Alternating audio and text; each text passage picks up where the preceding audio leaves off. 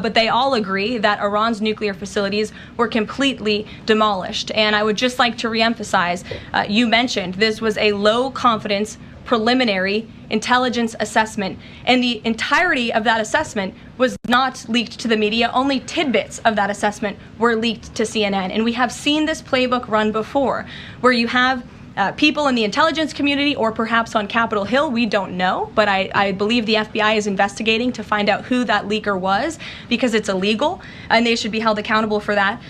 Leaked bits and pieces of an intel assessment to push a false narrative. And it's to the same reporter, I will add, Natasha Bertrand of CNN, who has done this in the past. In 2020, it was Natasha Bertrand who had 51 intelligence analysts falsely lie to her, but she still put it on paper for some reason, that the Hunter Biden laptop story was Russian disinformation. We all know that's not true, right? We can all agree on that now. That was a lie from the intelligence community. Also in 2020, this same reporter, Natasha Bertrand, wrote that a top intel agency ruled out the man-made lab leak theory of the coronavirus origins. Again, the president was right about that.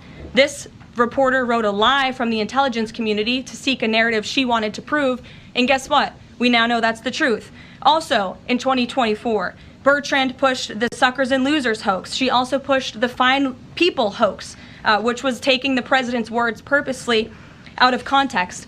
And then last October, and I believe this is notable, Natasha Bertrand published an article in Politico from the intelligence agency.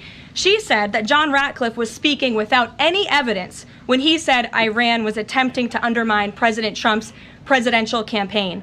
And then we, of course, found out that was absolutely true. In fact, the Biden administration declassed an intel report which said they had high confidence that Iran had done exactly what Ratcliffe alleged. They did run an influence campaign to hurt President Trump's candidacy. In fact, we know the Iranians tried to take President Trump's life.